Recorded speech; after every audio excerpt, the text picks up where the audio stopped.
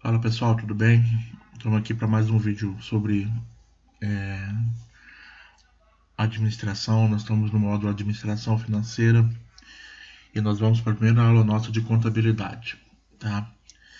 Essa aula de contabilidade aqui, ela é muito teórica, na verdade, tá?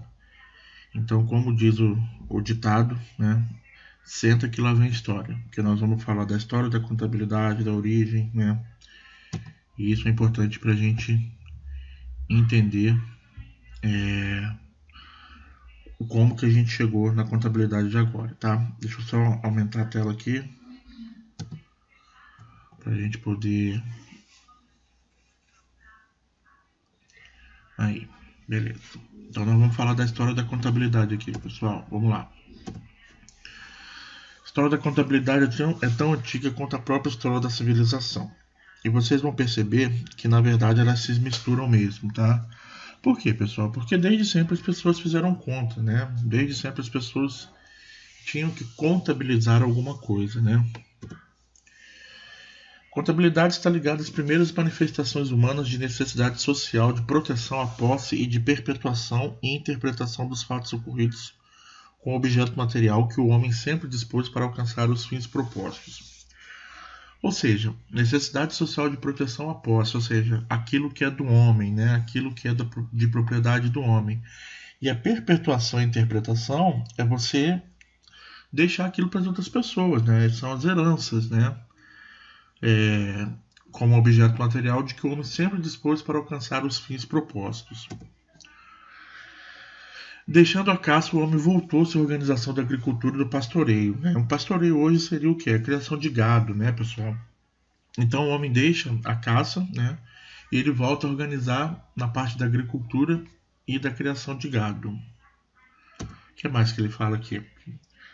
A organização econômica acerca do direito do uso do solo acarretou em separatividade, rompendo a vida comunitária, surgindo divisões e o senso de propriedade. Assim, cada pessoa criava sua riqueza individual, né? Ou seja, as pessoas começam a cada um ter seus pedaços de terra, cada um ter suas posses, né? E aí começam a surgir as divisões e cada pessoa, né, cada proprietário, cada agricultor ou criador de gado do pastoreio passa a ter a sua riqueza pessoal, a sua riqueza individual, tá? E isso aí a gente precisa contabilizar, a gente precisa contar, a gente precisa separar, né? O que mais que ele fala aqui, pessoal? Ao morrer, o legado deixado por essa pessoa não era dissolvido, ou seja, não era dividido ou passado para outras pessoas, mas era passado como herança aos filhos ou parentes.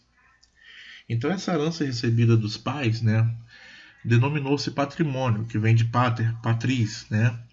O termo passou a ser utilizado para quaisquer valores, mesmo que esses não tivessem sido herdados. E patrimônio tem até hoje, né, pessoal? Então, tudo que a gente tem hoje, que é bem nosso ou da empresa, a gente fala, a gente denomina como patrimônio, né? Qual que é o seu patrimônio? Eu tenho um carro, uma casa. Qual que é o patrimônio da empresa? A empresa tem um prédio, a empresa tem as máquinas, os computadores, né? E a contabilidade é a parte disso aí, ela é parte do patrimônio, tá? A origem da contabilidade está ligada à necessidade de registro do comércio. Há indícios de que as primeiras cidades comerciais eram dos fenícios. A prática do comércio não era exclusiva destes, sendo exercida nas principais cidades da antiguidade. Então, assim, o que ele fala aqui registro no comércio? Registro de quê, gente? Venda, compra, estoque, né? O que eu comprei? Quanto que tem estoque? Quanto que eu vendi? Quanto que sobrou no estoque? Eu vendi a que preço? Eu comprei a que preço? Né? Então, tudo isso o comércio já precisava ter um controle sobre isso. A atividade de troca e venda dos comerciantes semíticos requeria o acompanhamento das variações de seus bens, quando cada transação era efetuada. As trocas de bens e serviços eram seguidas de simples registros ou relatórios sobre o fato. Que eu acabei de falar, né? Acompanhamento das variações quando cada transação era efetuada, ou seja, uma venda, uma troca, uma compra, né, um empréstimo. Então, tudo isso deveria ser registrado. Mas as cobranças de impostos na Babilônia, né, daqui a pouco a gente vai falar um pouquinho sobre os babilônios, né, já se faziam com escritas, embora rudimentares. Um escriba egípcio, né, escriba é aquele cara que ficava escrevendo as cartas, né, ou ficava escrevendo, ditando, escrevendo as leis que os reis, né, mandavam, né, contabilizou os negócios efetuados pelo governo do seu país no ano 2000 antes de Cristo. Ou seja, nós estamos falando de 4.000 anos atrás, né?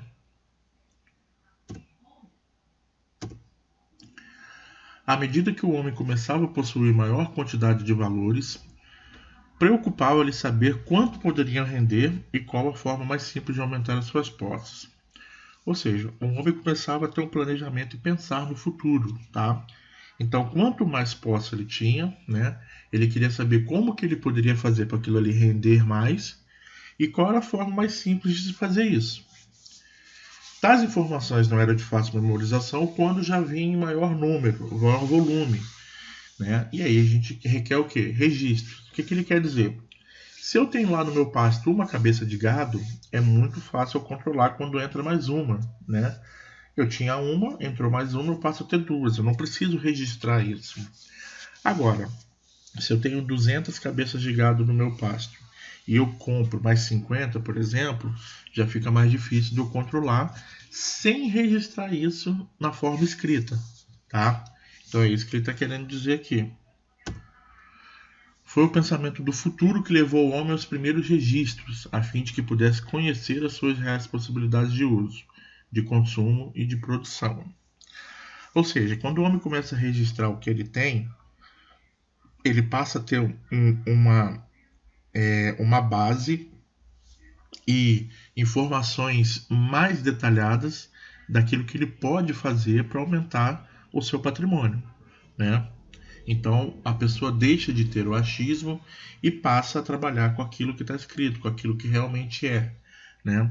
Voltando ao exemplo das 200 cabeças. Se eu tenho 200 e não conto, não registro, eu acho que eu tenho 200. Se eu compro mais 50 e jogo lá dentro, eu acho que eu vou ter 250, eu não tenho certeza.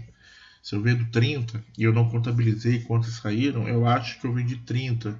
Então eu acho que eu tenho 220. Então eu não tenho informação correta, eu não tenho um registro correto sobre isso, tá? E é o que ele está falando aqui. Eu preciso ter um registro que me dê um embasamento para eu poder tomar decisões pensando no futuro. E aí ele fala, com o surgimento das primeiras administrações particulares, aparecia a necessidade de controle. É o que eu acabei de falar aqui, né, pessoal? Que não poderia ser feito sem o devido registro, a fim de que se pudesse prestar conta da coisa administrada, né? Coisa administrada a gente pode falar qualquer coisa que a pessoa tinha, né? Uma plantação de feijão, uma plantação de trigo, sei lá, cabeça de ovelha, né? De boi. É importante lembrarmos que naquela época não havia o crédito, ou seja, as compras, vendas e trocas eram à vista. Ou seja, você não comprava no boleto, você não comprava na promissória, né? Posteriormente, empregavam-se ramos de árvore assinalados como prova de dívida ou quitação. Os ramos de árvore eles serviam como prova de que alguém pagou uma dívida, né? Mais para frente. O desenvolvimento do papiro, né, que é o papel, que é a primeira forma, que é o primeiro conhecimento de um material que se aproximou do papel, né? E do cálamo, né, que é a pena de escrever no Egito, facilitou extraordinariamente o registro das informações, porque a gente começa a colocar isso, né, no papel, né? À medida que as operações econômicas se tornam complexas, o seu controle se refina. Ou seja, quanto mais complexo eu tenho uma administração de alguma coisa, mais facilidade ou mais ferramentas eu vou buscar para que aquilo ali se torne mais fácil para mim. Ou seja, é o refinamento das minhas ferramentas de trabalho. Aí ele fala, né, as escritas governamentais da República Romana, 200 a.C., já traziam receitas de caixa classificadas em rendas e lucros. É uma diferença aí, né, pessoal? Rendas e lucros. Mais para frente nós vamos entender. E as despesas compreendidas nos itens salários, perdas e diversões, tá? né? O que são despesas também nós vamos entender mais lá para frente, né? Mas eles já separavam o que eles pagavam de salário, o que era uma perda, né? Conceito que a gente vai aprender também. E diversões ali a gente não sabe ao certo o que seria, né? Não sei com o que eles se divertiam na época. No período medieval, diversas inovações na contabilidade foram introduzidas por governos locais e pela igreja. Mas é somente na Itália que surge o termo contabilitar. E aí, pessoal, a gente pode resumir a evolução da ciência contábil da seguinte forma. Primeira parte, contabilidade do mundo antigo. Segunda parte, contabilidade do mundo medieval. Terceira parte, contabilidade do mundo moderno. E quarta parte, contabilidade do mundo científico. Agora nós vamos entender o que é cada um dessas eras, né, ou dessas evoluções da contabilidade. Contabilidade no mundo antigo. Aqui a gente tem um resuminho aqui, ó. Período que se inicia com as primeiras civilizações e vai até 1202 da era cristã, quando apareceu o Liber Abyss, da autoria de Leonardo Fibonacci, o Pisano. Daqui a pouco nós vamos falar mais sobre Leonardo Fibonacci.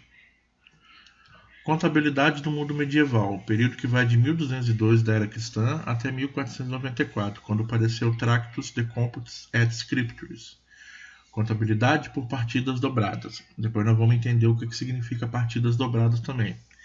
Partidas dobradas é do Frei Luca Paciolo, publicado em 1494, enfatizando que a teoria contábil do débito e do crédito. Nós vamos entender o que é um débito e o que é um crédito, tá, gente? É diferente do mundo que a gente tem aí, tá? Dos bancos, por exemplo. Corresponde à teoria dos números positivos e negativos. Ou seja, para que uma coisa entre no meu patrimônio, uma outra coisa precisa sair. Vou explicar isso mais lá para frente depois. Obra que contribuiu para inserir a contabilidade entre os ramos do conhecimento humano. A contabilidade do mundo moderno é o período que vai de 1494 até 1840, com o aparecimento da obra La Contabilità applicata all'amministrazione privata e pubblica, da autoria de Francisco Villa, premiado pelo governo da Áustria. Essa é uma obra muito marcante na história da contabilidade, tá, gente? Científico, período que se inicia em 1840 e continua até os dias de hoje. Nós vamos detalhar agora cada fase disso aí, tá? Período antigo, vamos lá. Contabilidade empírica, né? O que é um empirismo? O empirismo é tentativa e erro. Eu vou tentando e vou acertando.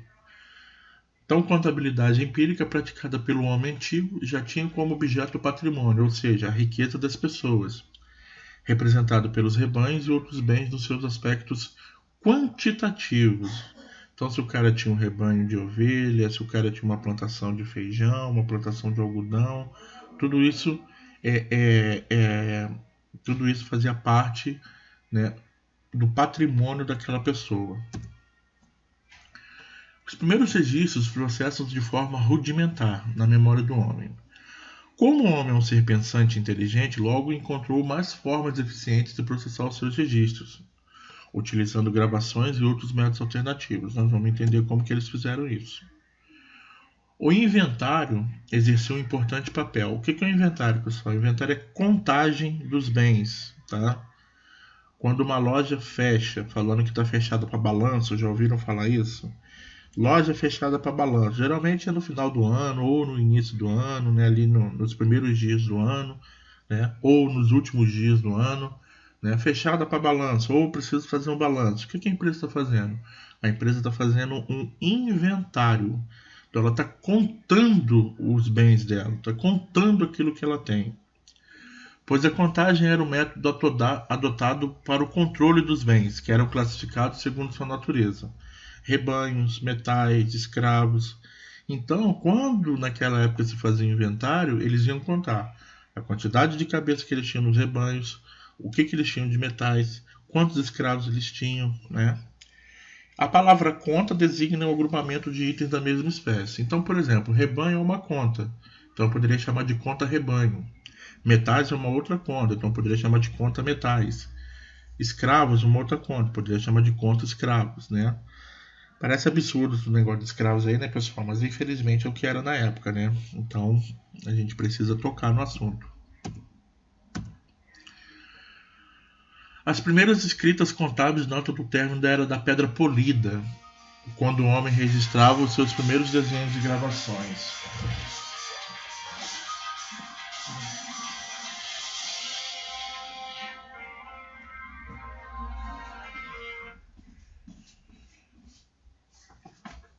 O celular tocou aqui, pessoal. Desculpa aí.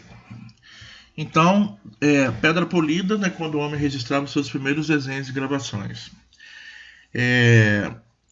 Pedra Polida, pessoal, é o período neolítico, né, que vai de 8.000 a.C. até 5.000 a.C., tá? Também chamado de Idade da Pedra Polida e segundo da Pré-Histórica, e tem como principal característica o desenvolvimento das sociedades agropastoris. Agropastoris as dos pastos, né?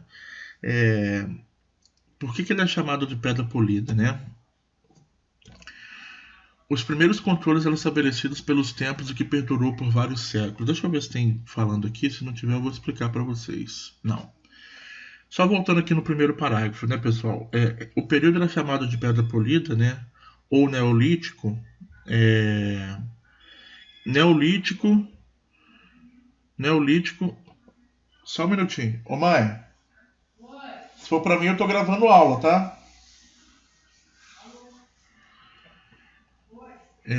Então, pessoal, Neolítico, Neo é de novo, e lítico é pedra. Então significava pedra nova, tá?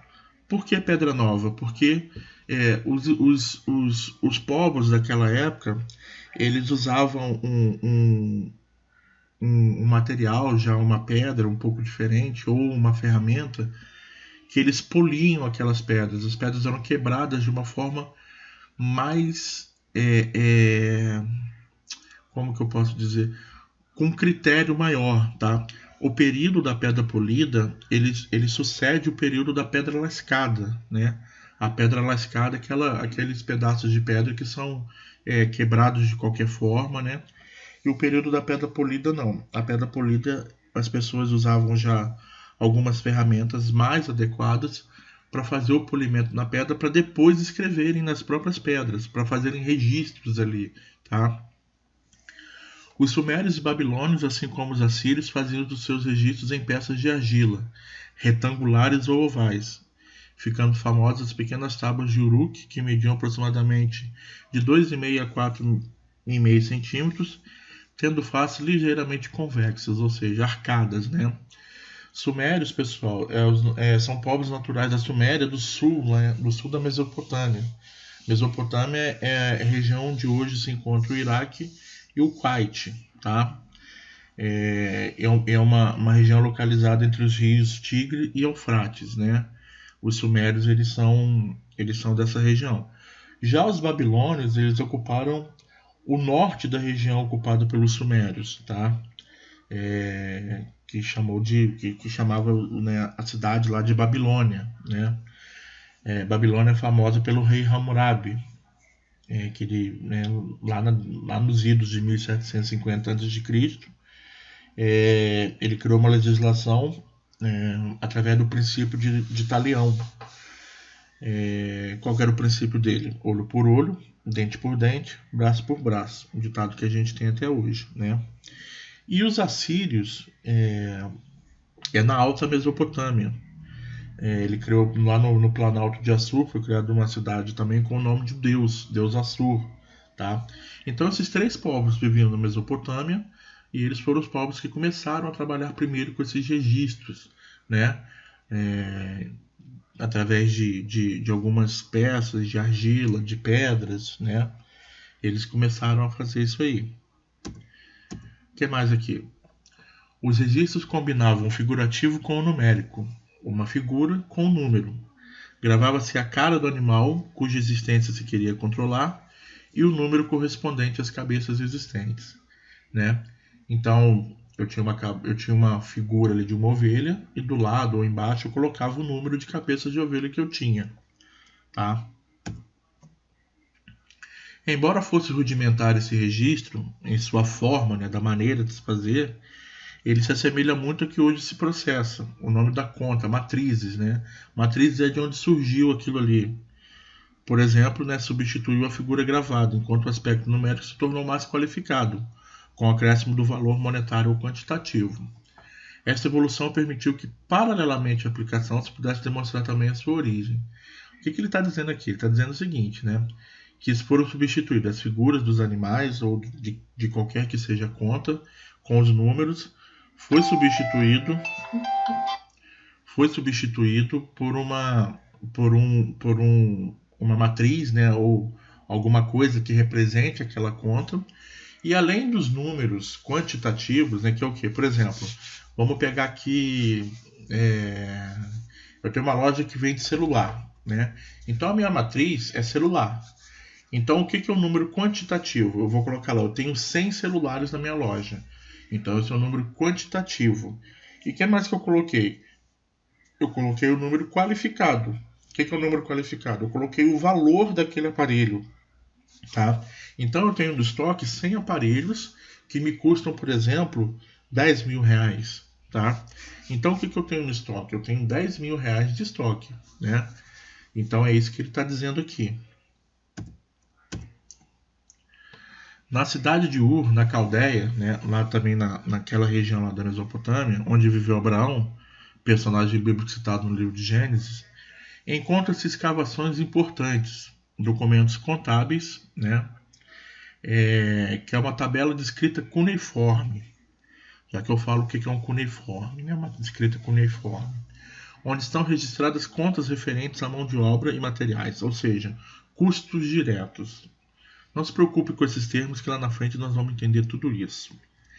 Isso significa que há 5.000 anos antes de Cristo, o homem já considerava fundamental apurar os seus custos, né? Escrita cuneiforme, pessoal, é a designação geral dada a certos tipos de escrita feitas com auxílio de objeto em forma de cunha. O que é um objeto em forma de cunha? O objeto em forma de cunha é aquele objeto que parece um prisma, né? Vocês já viram o que é uma figura que ele remete a um prisma, né? Prisma é aquela figura que tem uma ponta bem fininha, bem afinada, bem cortante, pontiaguda, e quando você vai olhando ela no seu todo, ela vai subindo, ela vai crescendo, ela vai aumentando de tamanho, né? Ela fica, né, ela fica maior ali do seu lado, da sua forma. Depois eu até posso mostrar aqui a figura de um prisma. O sistema contábil é dinâmico e evoluiu com a duplicação de documentos e selos de sigilo. O que eram selos de sigilo? Selos de sigilo são aqueles selos que comprovam a veracidade daquele item, de onde que ele veio, né? Seria um selo de autenticação. Os registros se tornam diários e posteriormente foram sintetizados em papiros ou tabas, né? Papiros é o antecessor ali, é aquilo que a gente chamou de papel, né? No final de determinados períodos. Sofreram nova sintetização, agrupando-se vários períodos, o que lembra o diário, o balancete mensal e o balanço anual. Coisas que nós vamos ver lá para frente quando a gente entrar em contabilidade financeira. Não se preocupem com isso. Já se estabelecia o confronto entre variações positivas e negativas, ou seja, dentro do patrimônio, né? O que entrou, o que saiu, o que gastou, o que teve de receita, aplicando-se empiricamente o princípio da competência, ou seja, do período, né?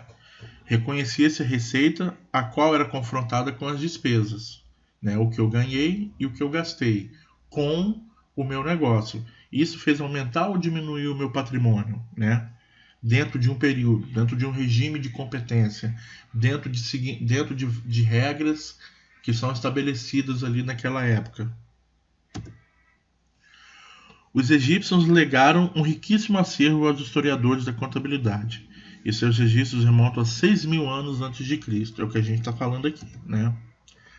A escrita no Egito era fiscalizada pelo físico real, ou seja, pelos reis e pela monarquia, né? O que tornava os escriturários zelosos e sérios em sua profissão. Os inventários, as contagens, né, revestiam-se de tal importância que a contagem do boi, divindade adorada pelos egípcios, marcava o início do calendário adotado, ou seja, do regime do exercício, que a gente chama, da competência ali, né? Vai de qual período a qual período? Vai do dia 1º até o dia 31, né? Mais ou menos, né? Por exemplo, um período hoje, o exercício contábil hoje, vai do dia 1º de janeiro ao 31 de dezembro, né? Marcava o início do calendário, escreviam-se bens móveis e imóveis, né? Bens móveis e imóveis a gente sabe o que é. Bens móveis pode ser um carro, né? Um caminhão, e bens imóveis uma casa, uma máquina. Já estabeleciam de forma primitiva controles administrativos e financeiros, né? Não carro e caminhão nessa época, né, pessoal? Porque não existiam isso, né? Estou dando um exemplo de agora. As partidas de diário, ou seja, os lançamentos de entrada e saída, assemelhavam-se ao processo moderno. O registro iniciava-se com a data e o nome da conta, seguindo-se quantitativos, unitários e totais, transportes, se ocorresse, sempre em ordem cronológica de entradas e saídas. Ordem cronológica na ordem do que ia acontecendo, né? Pode-se citar, entre outras contas, conta de pagamento de escravos, conta de vendas diárias, conta sintética mensal de tributos diversos. Eram algumas contas que existiam na época. Nomes de contas, tá? Tudo indica que foram os egípcios os primeiros povos a utilizar o valor monetário em seus registros, ou seja, a moeda, o dinheiro. Usava-se como base uma moeda cunhada em ouro e prata, denominada chat. Era a adoção de maneira prática do princípio do denominador comum monetário. O que é o princípio do denominador comum monetário? É todo mundo usando uma mesma moeda. Tá? É o que existe hoje no mundo inteiro. Se a gente for fazer uma transação internacional, a moeda que se usa é o dólar. Se a gente for fazer uma transação dentro do Brasil, a moeda que se usa é o real, né? Então todo mundo vai comprar ou vender em reais. Se é no mundo, todo mundo vai comprar ou vender em dólar, tá? Já os gregos, baseando-se em modelos egípcios 2000 a.C., já escrituravam contas de custos e receitas, ou seja, aquilo que eu gastei e aquilo que eu ganhei, procedendo anualmente a uma confrontação entre elas para a apuração do saldo. Os gregos aperfeiçoaram o modelo egípcio, estendendo a escrituração contábil às várias atividades, como administração pública, privada e bancária. Bom, período medieval. História da contabilidade e período medieval. Na Itália, em 1202, foi publicado o livro Liber Abaci, de Leonardo Pisano. Quem foi Leonardo Pisano, pessoal? Leonardo Pisano foi o primeiro grande matemático da Europa cristã medieval. Ele representou um papel importante revivendo matemáticas antigas e fazendo contribuições significativas. Leonardo Pisano também era conhecido como Leonardo Fibonacci, tá? Leonardo Fibonacci ele desenvolveu também, ele é muito importante na matemática também, que ele desenvolveu alguns princípios, o princípio de Fibonacci, né, a teoria de Fibonacci, é muito interessante também, tá? Nessa época eles estudavam técnicas matemáticas, pesos e medidas, câmbio, né, ou seja, uma forma de cambiar, de trocar, de mudar uma moeda pela outra, ou algumas outras coisas nesse sentido, tornando o homem mais evoluído em conhecimentos comerciais e financeiros. Se os sumérios e babilônios plantaram a semente da contabilidade e os egípcios a regaram, foram os italianos que fizeram o cultivo e a colheita. Ou seja, foram os italianos que realmente colocaram o negócio para funcionar de uma maneira mais estruturada, mais certa, e é a base do que a gente tem hoje, tá? Foi um período importante na história do mundo, especialmente na história da contabilidade, denominada Era Técnica, devido às grandes invenções como o moinho de vento, o aperfeiçoamento da bússola, que abriram novos horizontes aos navegadores, como Marco Polo, né? Marco Polo que foi a China. Marco Polo é aquele cara responsável pelas especiarias, né? Por várias outras ações e descobertas pelo mundo. A indústria artesanal proliferou, cresceu, né? Com o surgimento de novas técnicas no sistema de mineração e metalurgia. O comércio exterior incrementou por intermédio dos venezianos, né, em Veneza, surgindo por consequências da época o livro caixa, ou seja, um livro que a gente colocava ali quanto que entrou de dinheiro, né, o horário, a data, e já se utilizavam de forma rudimentar o débito e o crédito, coisa que eu vou explicar lá na frente, mas que é basicamente entrada e saída, oriundo das relações entre direitos e obrigações. né? Direitos e obrigações, nós também vamos estudar muito isso. E referindo-se inicialmente às pessoas. Aperfeiçoamento e crescimento da contabilidade foram a consequência natural das necessidades geradas pelo advento do capitalismo, no século XII e XIII. A produção da sociedade capitalista gerou acumulação de capital, ou seja, de riqueza, né? Acumulação de riqueza, alterando-se as relações de trabalho, ou seja, as riquezas estavam nas mãos, né, de alguns e os outros trabalhavam em prol daquilo ali. O trabalho escravo cedeu lugar ao trabalho assalariado, né, tornando-se os registros mais complexos. No século X apareceram as primeiras corporações na Itália, transformando e fortalecendo a sociedade burguesa. As primeiras empresas, né, gente? Não confundam com revolução industrial, que nós estamos falando de empresas, né? As primeiras empresas surgindo por quê? Porque você deixa de ter escravos e passa a ter um trabalho assalariado. Um capitalista, né, como dono do capital, dono dos meios de produção, ele coloca pessoas para trabalhar para ele e paga a mão de obra do cara por aquilo ali, ele paga um salário, né? No final do século III apareceu pela primeira vez a conta capital, representando o valor dos recursos injetados nas companhias pela família proprietária, né? É o capital, né? Quanto que a família injeta na empresa para começar uma empresa ou para dar uma turbinada, para dar um gás, né? É o capital, aquilo ali é do proprietário, né? Ele injetou na empresa. O que mais? O método das partidas dobradas teve sua origem na Itália, embora não se possa precisar em que região. O seu aparecimento implicou, nós já falamos, né, na adoção de outros livros que tornassem mais analítica a contabilidade. Surgindo então o livro da contabilidade de custos. Contabilidade de custos é outro ramo da contabilidade que a gente vai falar depois, que mira muito a parte industrial, tá? A parte de produção. No início do século XIV se encontravam registros explicitados de custos comerciais e industriais, nas suas diversas fases. Olha lá, aquisição, transporte, tributos. Hoje a gente tem uma nomenclatura diferente, tá, pessoal? Mas na época era tudo custo, né? Juros sobre o capital, referente ao período em que aquilo ali foi apurado, né? Transporte, beneficiamento, né? O que é o beneficiamento? É o refino, é o melhoramento, é você modificar alguma coisa. Mão de obra direta agregada, nós vamos entender o que é isso. Armazenamento, tingimento, né? Isso é uma tinturaria, uma fábrica de roupas, de peças de roupa, né?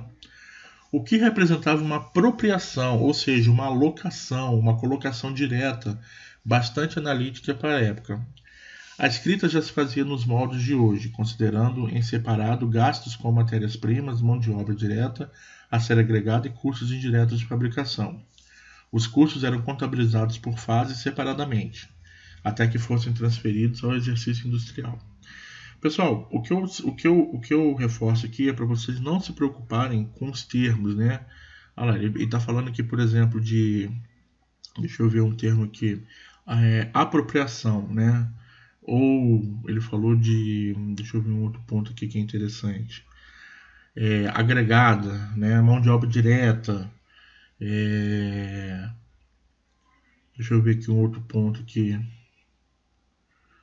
Custos alocados, né? Então tudo isso a gente vai entender, custo direto, custo indireto, tudo isso quando a gente estiver praticando a contabilidade, nós vamos entender a teoria e nós vamos entender a prática, ok? Período moderno. O período moderno foi a fase da pré-ciência. Devem ser citados 3 eventos importantes que ocorreram nesse período. Primeiro, em 1453, os turcos tomam Constantinopla. Constantinopla hoje é a região de Istambul, capital da Turquia, né? Que faz com que grandes sábios bizantinos emigrassem principalmente para a Itália, né? Então, esse é o primeiro grande acontecimento que a gente tem ali, né? O bizantino é a continuação do Império Romano, tá, gente? O Império Romano que se ruiu, né? Então, os bizantinos eles deram uma continuação àquilo ali na Itália. Em 92, a descoberta da América, e em 1500 o Brasil, o que representava um enorme potencial de riquezas para alguns países europeus. Ou seja, os países que descobriram a América e que descobriram o Brasil, eles iriam explorar as nossas riquezas e isso aumentaria o trabalho, entre aspas, né, da contabilidade. Em 1517 ocorreu a reforma religiosa, os protestantes perseguidos na Europa emigraram para as Américas, onde se radicaram e iniciaram a nova vida. Então isso gera também um transtorno, uma nova forma de se viver, uma nova forma de propriedade, e aí a contabilidade se modifica por isso também. A contabilidade tornou-se uma necessidade para estabelecer o controle das inúmeras riquezas que o novo mundo representava. E a gente comentou aqui, né? A introdução da técnica contábil nos negócios privados foi uma contribuição de comerciantes italianos no século XIII, que a gente comentou já. Os empréstimos às empresas comerciais e os investimentos em dinheiro determinaram o desenvolvimento de escritas especiais, que refletissem os interesses dos credores e investidores, e ao mesmo tempo fossem úteis aos comerciantes, em suas relações com o consumidor e os empregados. Aqui a gente já ouve alguns termos mais novos, por exemplo, credor, investidor, né? Então, empréstimos, né? Empresas faziam os empréstimos, com quem que você pegava emprestado, quem era o credor, quem era o devedor, quem era o investidor dentro de uma empresa, né? Então, tudo isso já começa a ser analisado pela contabilidade. O aparecimento da obra do Frei Luca Pacioli, contemporâneo de Leonardo da Vinci, que viveu na Toscana no século XV, marca a fase moderna da contabilidade. Por quê, né, pessoal? Vamos entender. Frei Luca Pacioli escreveu o Tractatus de Compotes et Scriptures, né, Contabilidade por Partidas Dobradas, publicado em 1494, enfatizando que a teoria contábil do débito e do crédito corresponde à teoria dos números positivos e negativos. Então, ele está falando da teoria das partidas dobradas, ele está dizendo que é a teoria da entrada e saída, né? Entrada e saída, saldo positivo, saldo negativo. Então, não se preocupe que nós vamos entender o que é uma partida dobrada lá na frente. Pacioli foi matemático, teólogo, contabilista, entre outras profissões. Naquela época o pessoal era tudo, né, gente? A inteligência das pessoas era uma questão muito, muito intrigante até hoje para mim, né? Deixou muitas obras, destacando-se a Suma de Aritmética, Geometria Proportione e Proporcionalità, impressa em Veneza, do qual está inserido o seu tratado sobre contabilidade e escrituração. Escrituração, no caso, vai ser a primeira matéria que a gente vai estudar dentro de contabilidade financeira. Pacioli, apesar de ser considerado o pai da contabilidade, não foi o criador das partidas dobradas. O método já era utilizado na Itália, principalmente na Toscana, desde o século XIV. O tratado que ele escreveu destacava inicialmente o necessário ao bom comerciante, né? O que o bom comerciante devia ter, devia fazer. Depois ele conceituava inventário, né, que é a contagem, e como fazê-lo. Ia seguindo falando sobre os livros mercantis, né? É o que a gente vai estudar também. Memorial, não, mas nós vamos estudar o livro diário, o livro razão, sobre a autenticação deles, ou seja, sobre a validade deles, aquilo era uma coisa séria a ser feita. Registro de operações, quais delas, né? Aquisições, permutas, sociedades, etc. Sobre contas em geral. Como abrir e como encerrar contas, né? Ou seja, como que eu tenho uma conta lá que é o meu rebanho de ovelhas, mas eu não vou ter mais rebanho de ovelhas. Então, como que eu encerro aquilo ali? Né? Não é simplesmente zerar aquilo ali e pronto, né? Eu tenho um carro, por exemplo, hoje, né? Aí o carro ele vai perdendo valor durante o tempo. Como que fica essa conta? Como que fica esse patrimônio para a contabilidade? O carro tem o mesmo valor? Perde valor? Não perde? Né? Contas de armazenamento, lucros, né? Que na época eram chamados de pró e dano, correção de erros. Então era um livro muito bom de contabilidade para a época, né? E até hoje serve de referência, né? Sobre o método das partidas dobradas, Frei Luca Pacioli expõe a terminologia adaptada. Pé, mediante o qual se reconhece o devedor. A, pelo qual se reconhece o credor. Acrescentou que o primeiro deve vir o devedor e depois o credor, prática que se usa até hoje. Ou seja, toda vez que a gente for fazer um lançamento contábil, né, diz a norma, né, que a gente deve primeiro fazer um lançamento devedor e depois um lançamento credor. Nós vamos aprender a fazer isso também, tá? A obra do Frei Luca Pacioli, pessoal, contemporâneo de Leonardo da Vinci, né, marca o início da fase moderna da contabilidade. A obra dele não só sistematizou a contabilidade, como também abriu precedentes para que novas obras pudessem ser escritas sobre o assunto. É compreensível que a formalização da contabilidade tenha ocorrido na Itália. Afinal, nesse período instaurou-se a mercantilização, ou seja, o mercado, né? Sendo as cidades italianas os principais interpostos do comércio mundial. Ou seja, a Itália fazia meio que uma interposição, ou seja, ela servia de base para os comércios entre América e Europa, entre África, né? A Itália era o ponto ali onde todo mundo passava para comercializar alguma coisa. Foi a Itália o primeiro país a fazer restrições à prática da contabilidade para um indivíduo qualquer. Isso é importante, né? O governo passou a somente reconhecer como contadores pessoas devidamente qualificadas para o exercício da profissão. Não é qualquer um que faz a parte contábil de uma empresa, né? Ou que nem pode, né, assinar, ou, né? São coisas sérias, como engenheiro, como advogado, como médico, né? A importância da matéria aumentou com as intensificações do comércio internacional e com as guerras ocorridas no século XVIII e XIX, que consagraram numerosas falências e as consequentes necessidades de proceder à determinação das perdas e lucros entre credores e devedores. Ou seja, as empresas começaram a crescer, não sei o que, e muitas faliram, obviamente, né? E o que acontecia com essas empresas que faliram? Como é que é? Elas faliram realmente? Os donos deram algum balão ali para pegar um bem e sumir, não pagar os credores, não pagar os funcionários, né? Como que fica essa parte de falência, de você sumir, acabar com uma empresa? Então, tudo isso é dentro da lei, tudo isso é feito por um profissional capacitado e homologado, né? E o período científico é o último, né, pessoal? Ele apresenta nos seus primórdios dois grandes autores consagrados, Francesco Villa, escritor de Milão, na Itália, contabilista público, que sua obra La Contabilidade aplicada à administração privada e pública inicia a nova fase, e Fábio Besta, escritor veneziano, de Veneza.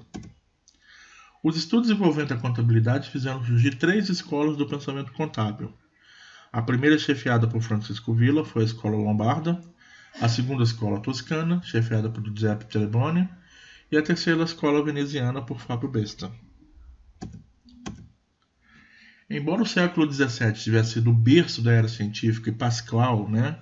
Pascal é Blaise Pascal, né, pessoal? O inventor da calculadora, né? Uma calculadora muito rudimentar ainda, mas foi ele que inventou a calculadora. A ciência da contabilidade ainda se confundia com a ciência da administração, e o patrimônio se definia como direito segundo postulados jurídicos, né? Então, o patrimônio era o direito da empresa, do dono da empresa. Nessa época, na Itália, a contabilidade chegava à universidade. A contabilidade começou a ser selecionada com a aula de comércio da corte em 1809.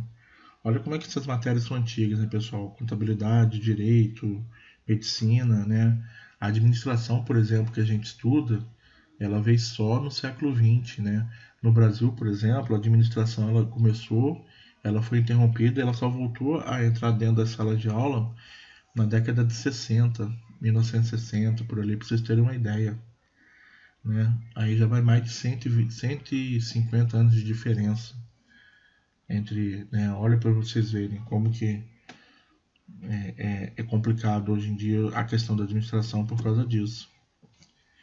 E a obra do Francisco Villa foi escrita para participar de um concurso sobre contabilidade, promovido pelo governo da Áustria, que reconquistara a Lombarda, terra natal do autor. Além do prêmio, Villa teve o cargo de professor universitário. A Áustria, Itália e Suíça ficam ali próximas, tá, gente? Villa extrapolou os conceitos tradicionais de contabilidade, segundo os quais escrituração e guarda-livros poderiam ser feitas por qualquer pessoa inteligente.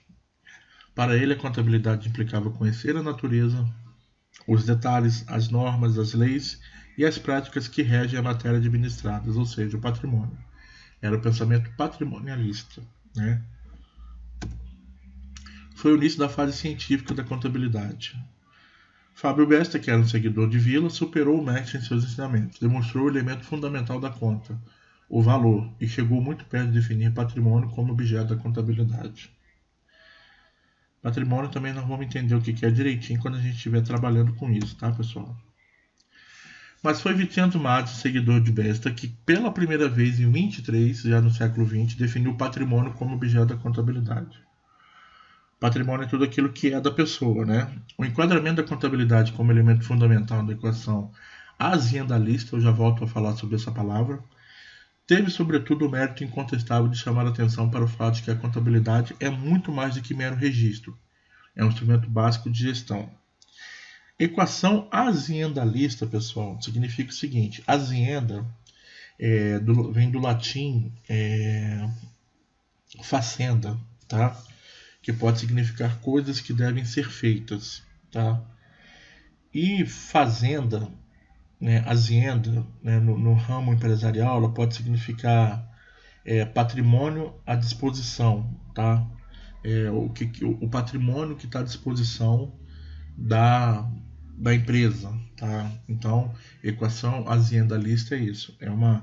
São os números, é o patrimônio, é tudo aquilo que está à disposição da empresa, que é da empresa, né? E se a gente for pegar do latim, né, fazenda vem de facenda, que são coisas que devem ser feitas, já tem um sentido um pouco diferente, né? Entretanto, a escola europeia teve peso excessivo da teoria, sem demonstrações práticas, sem pesquisas, né? A exploração teórica das contas e o uso exagerado das partidas dobradas, inviabilizando em alguns casos a flexibilidade necessária, principalmente na contabilidade gerencial, preocupando-se em demais em demonstrar que a contabilidade era uma ciência, ao invés de dar vazão à pesquisa séria do campo do grupo, né? Então a gente está falando do que aqui? Contabilidade gerencial. Contabilidade que é envolvida com a administração, né?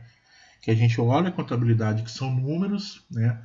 E à luz dos números nós vamos tomar decisões a respeito daquilo ali, tá? A partir de 1920 aproximadamente inicia a fase da predominância norte-americana dentro da contabilidade. Falar rapidinho aqui da escola norte-americana e brasileira. As escolas europeias entravam em declínio, floresciam as escolas norte-americanas, com suas teorias e práticas contábeis, favorecidas por um apoio amplo da estrutura econômica e política dos Estados Unidos, mas também pelas pesquisas e trabalho sério de órgãos associativos, né, de associações. O surgimento do American Institute of Research Public Accounting foi de extrema importância, né? É um instituto americano de certificado de contas públicas, né? No desenvolvimento da contabilidade dos princípios contábeis. E depois várias associações empreenderam muitos esforços e grandes somas em pesquisa nos Estados Unidos. Havia uma total integração entre acadêmicos e os profissionais de contabilidade, ou seja, nas empresas já, né? A aproximação entre universidade e empresa, o que não ocorreu nas escolas europeias, né? Foi o que contribuiu para as universidades decrescerem, né? Diminuírem em importância, em nível, né? De uma forma brutal. A criação de grandes empresas, de multinacionais ou transnacionais, por exemplo, né? Que requerem grandes capitais, grandes investimentos, muitos acionistas, foi causa primeiro do estabelecimento das teorias e práticas contábeis que permitissem correta interpretação das informações por qualquer um dos acionistas ou quem se interesse, em qualquer parte do mundo. Por que isso, pessoal? Até hoje, né, os relatórios contábeis, os balanços contábeis da maioria das empresas, eles são disponibilizados em sites. É uma coisa pública, a gente pode ver, tá? E nós vamos fazer até atividade sobre isso. No início do século atual, com o surgimento das gigantescas corporações aliadas ao formidável desenvolvimento do mercado, capitais, ritmo acelerado no desenvolvimento dos Estados Unidos, né, o país experimentou e ainda experimenta constituir um campo fértil para o avanço das teorias e práticas contábeis. Lembrando que tudo é voltado por legislação, tudo é pautado por leis, tá, gente? Normas. Não é por acaso que atualmente o mundo possui inúmeras obras contábeis de origem norte-americana que têm reflexos diretos nos países de economia. No Brasil, a vinda da família real portuguesa incrementou a atividade colonial, exigindo, devido ao aumento de gastos públicos e também renda dos estados, um melhor aparato fiscal. Portanto, constituiu-se o erário régio, ou tesouro nacional e público, né? Erário é o dinheiro do governo, do Estado, né? Ou seja, o nosso dinheiro, né? Então, até hoje a gente ouve falar, por exemplo, prejuízo ao erário, né? O que é o prejuízo ao erário? Dei prejuízo ao tesouro, dei prejuízo ao dinheiro, aos cofres públicos, né? Que hoje é muito chamado de tesouro nacional, tesouro público. juntamente com o Banco do Brasil, que foi criado em 1808, né? As tesourarias de fazenda, né? Fazenda aí no sentido de empresa, de ter riqueza, tá? De patrimônio. Das províncias brasileiras eram compostas de um inspetor, um contador e um procurador fiscal, responsável por toda a arrecadação, distribuição e administração financeira e fiscal. Hoje as funções do contabilista ou contador não se restringem ao âmbito meramente fiscal. Fiscal a gente fala de imposto, nota, né? Tornando-se no mercado de economia complexa, vital para as empresas informações mais expressíveis, possíveis para tomadas de decisões e para atrair investidores. O profissional vem ganhando destaque no mercado em auditoria, controladoria e atuarial. Nós vamos falar sobre isso depois também. São áreas de análise contábil e operacional das empresas e para os atuários, um profissional raro, a especialização em estimativas e análises. O mercado para este cresce em virtude de planos de previdência privada. Então são coisas mais além que a gente vai falar, tá, pessoal? Então aqui a gente falou um pouco da história da contabilidade, de como que surgiu, do que é, da maneira que foi, tá? É teoria, é coisa teórica, um pouco chata, mas é importante a gente entender para que no próximo vídeo, na próxima aula, a gente já entre falando de contabilidade financeira e alguns termos que a gente viu aqui já vão estar um pouco mais ambientados à memória de vocês e a gente vai poder trabalhar melhor com essas partes, com esses termos, já dentro de contabilidade financeira. Beleza? Até a próxima. Até lá.